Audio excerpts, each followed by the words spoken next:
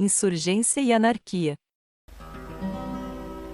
Il s'appelait Ravachol, c'était un anarchiste qui avait des idées folles, des idées terroristes. Il fabriquait des bombes et les faisait sauter pour emmerder le monde. Les bourgeois, les curés, à la porte des banques, dans les... Meus princípios. Depoimento à polícia em 30 de março de 1892. Ravachol. Senhores, é um de meus hábitos, sempre estou fazendo trabalho de propaganda. Vocês sabem o que é anarquismo? Nós respondemos não a esta pergunta, disseram os policiais. Isso não me surpreende, ele respondeu. E continuou. A classe trabalhadora, assim como vocês, é forçada a trabalhar para ganhar seu pão, não tem tempo para se dedicar à leitura de livretos que lhes são dados. E o mesmo acontece com vocês. Anarquia é a obliteração dos bens. Atualmente existem muitas coisas inúteis, muitas profissões são inúteis, como por exemplo, contabilidade. Com a anarquia, não há mais a necessidade de dinheiro, já não há mais necessidade de escrituras, e de outras formas de trabalho que existem atualmente. Existem nos dias de hoje, muitos cidadãos sofrendo, enquanto outros nadam em opulência, em abundância. Essa situação não pode durar. Nós todos deveríamos receber o excedente dos ricos, e mais ainda, obter como eles tudo o que nos é necessário. Na sociedade atual, não é possível alcançarmos esse objetivo. Nada, nem mesmo uma taxação sobre o lucro, poderia mudar a face das coisas. Todavia, muitos trabalhadores pensam que se agíssemos dessa forma, as coisas poderiam melhorar. É um erro pensar dessa maneira. Se taxamos um locatário, ele irá aumentar seus aluguéis, e dessa forma, vai dar um jeito de fazer com que aqueles que sofrem, paguem pelos novos tributos impostos a ele. De forma alguma, nenhuma lei pode impedir os locatários de serem senhores de seus próprios bens, nós não podemos impedi-los de fazerem o que quer que queiram fazer com eles. O que então poderíamos fazer? Acabar com a propriedade, fazendo isso, acabar com aqueles que a tudo tomam.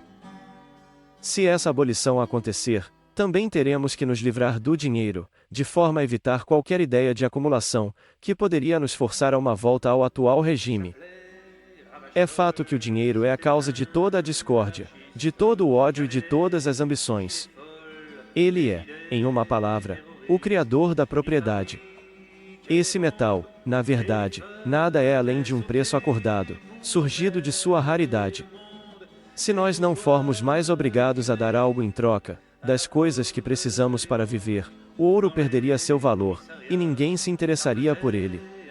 Nem poderiam eles enriquecer a si próprios, porque nada que eles pudessem acumular poderia servir-lhes, para que obtivessem uma vida melhor que a dos outros.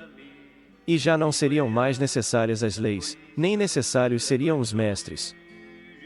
Quanto às religiões, elas seriam destruídas, porque sua influência moral não mais possuiria qualquer razão para existir. Não haveria mais o absurdo da crença em um Deus que não existe, desde que depois da morte tudo está acabado. Então poderíamos nos agarrar à vida, mas quando digo vida quero dizer vida, o que não significa escravidão diária para fazer os patrões gordos, enquanto morremos de fome fazendo de nós os responsáveis pelo bem-estar deles. Mestres não seriam necessários, essa gente que ociosamente é mantida pelo nosso trabalho. Todo mundo se faria útil à sociedade, pela qual eu digo trabalhando de acordo com suas habilidades e aptidões. Dessa forma, um poderia ser um padeiro, outro um professor, etc. Seguindo esse princípio, o trabalho por si mesmo diminuiria, e cada um de nós teria apenas 1 ou 2 horas de trabalho diário.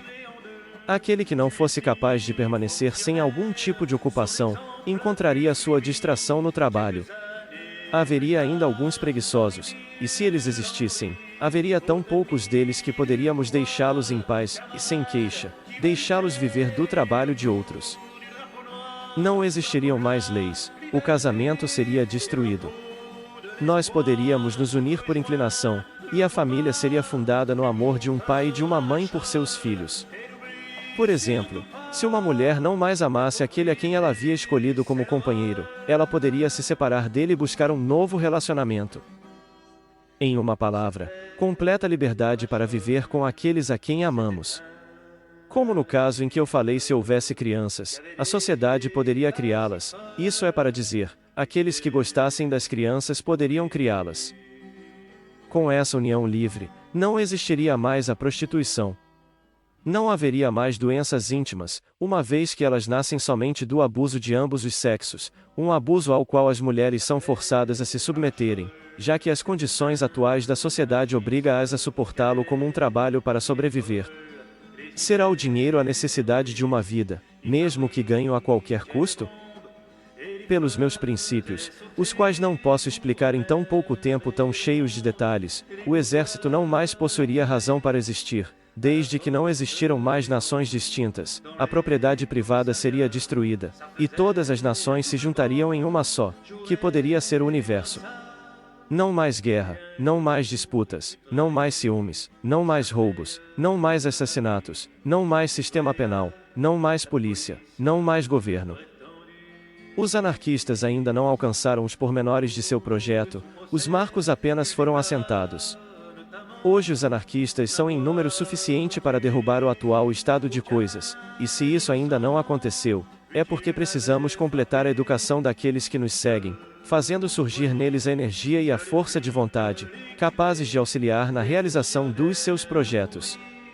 Tudo o que é necessário para isso é um empurrão, que alguns coloquem em suas próprias cabeças, e a revolução tomará seu lugar. Aqueles que explodem casas, têm como objetivo o extermínio de todos aqueles que, por sua posição social ou por seus atos, são nocivos à anarquia.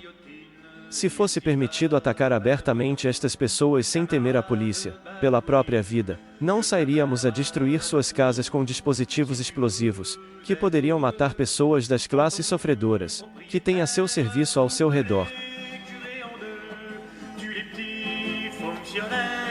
Son exemple fut suivi quelques années plus tard par Émile Henry, haut ennemi du pouvoir, camarade qui... Dans la grande ville de Paris, Dans la grande ville de Paris, il y a des bourgeois bien nourris, il y a des bourgeois bien nourris. il y a les miséreux qui ont le ventre creux, ceux-là ont les dents longues, Vive le son, vive le son. ceux-là ont les dents longues, vive le son de l'explosion. Dansons la ravachole, vive le son, vive le son. Dansons la ravachole, vive le son de l'explosion. Discurso proibido. Discurso no julgamento de 24 de abril de 1892. Ravachol. Se tomo a palavra, não é para me defender dos atos de que me acusam, pois é somente a sociedade a responsável, que por causa da sua organização, põe os homens em luta contínua uns contra os outros. De fato, não vemos hoje em todas as classes e em todas as profissões, pessoas que desejam, não direi a morte, já que soaria mal, mas sim a desgraça de seus semelhantes, se esta puder lhes trazer algum benefício. Por exemplo, um patrão que deseja ver desaparecer um concorrente? Todos os comerciantes, geralmente não guerreiam uns contra os outros, com o objetivo de serem os únicos a desfrutarem dos benefícios, que resultam deste tipo de ocupação? O trabalhador sem trabalho não deseja, para obter um trabalho, que por um motivo qualquer que esteja empregado, seja despedido de sua função? Pois bem, em uma sociedade onde se produzem tais fatos, não devemos nos surpreender com o tipo de atos que agora me censuram, que não são mais que a consequência lógica da luta pela existência, que tem os homens que para viver, são obrigados a recorrer a todo tipo de meios. E já que cada um por si próprio, se preocupa consigo, em suas próprias necessidades se limita a pensar. Pois bem, já que as coisas são assim, eu não tenho por que duvidar, quando tenho fome, em recorrer a todos os meios ao meu alcance, ainda e com o risco de provocar vítimas. Os patrões, quando despedem os trabalhadores, se preocupam se estes vão morrer de fome? Todos os que têm benefícios, se preocupam se existem pessoas que lhes falta até mesmo o necessário?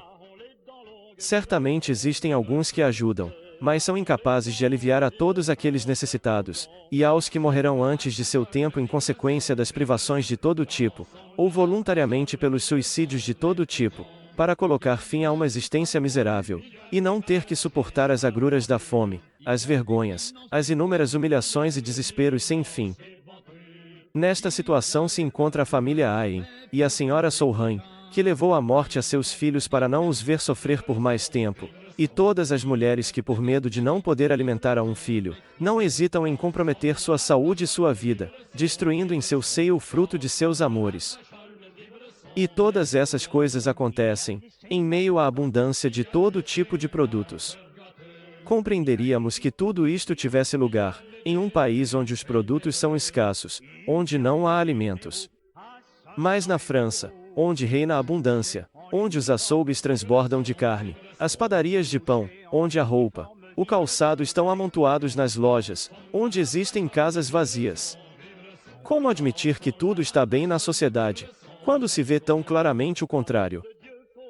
Haverá gente que se compadecerá de todas estas vítimas, mas que dirão que não podem fazer nada. Que cada um ajude como possa. Que pode fazer a quem falta o necessário, mesmo enquanto trabalha, quando está desocupado. Não mais que desejar morrer de fome. Então se lançarão algumas palavras de piedade sobre o seu cadáver. Isto é o que gostaria de ter deixado para os outros.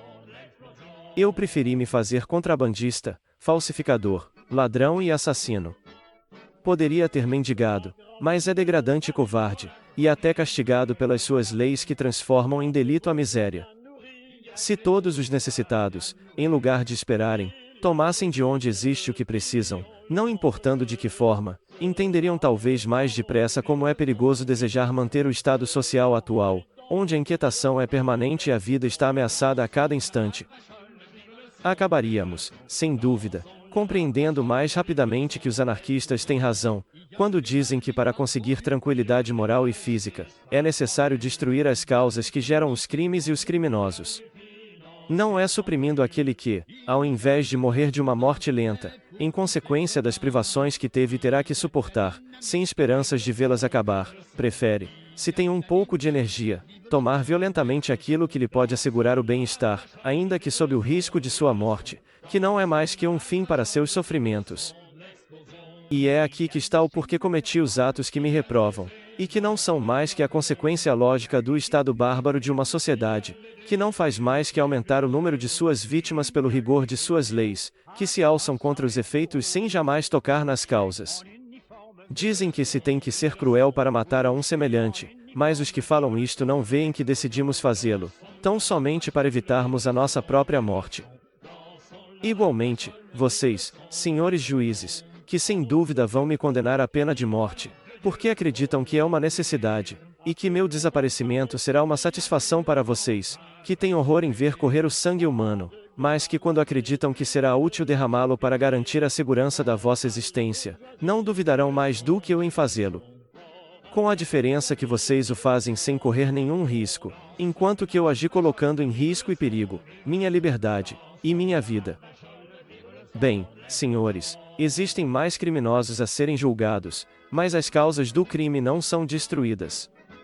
Criando os artigos do Código, os legisladores se esqueceram que eles não atacam as causas, mas somente os efeitos, efeitos que todavia se desencadearão. Sempre existirão criminosos, ainda que destruam um, amanhã nascerão outros 10. O que fazer então? Destruir a miséria, esta semente do crime, assegurando a cada qual a satisfação de todas suas necessidades. E quão difícil é de realizar? Seria suficiente estabelecer a sociedade, sobre novas bases onde tudo seria de todos, e onde cada um produzindo segundo suas aptidões e suas forças, poderia consumir segundo suas necessidades. Desta forma, não veremos mais gente como o ermitão de Notre Dame de Grace, mendigando por moedas daqueles que se tornam escravos e vítimas. O que fazer então? Destruir a miséria, esta semente do crime, assegurando a cada qual a satisfação de todas suas necessidades. E quão difícil é de realizar? Seria suficiente estabelecer a sociedade, sobre novas bases onde tudo seria de todos, e onde cada um produzindo segundo suas aptidões e suas forças, poderia consumir segundo suas necessidades.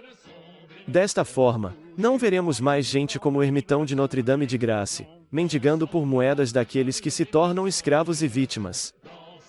Não veremos mais mulheres cedendo seus corpos, como uma mercadoria vulgar, em troca destas mesmas moedas que nos impede, frequentemente, de reconhecer se o afeto é realmente sincero.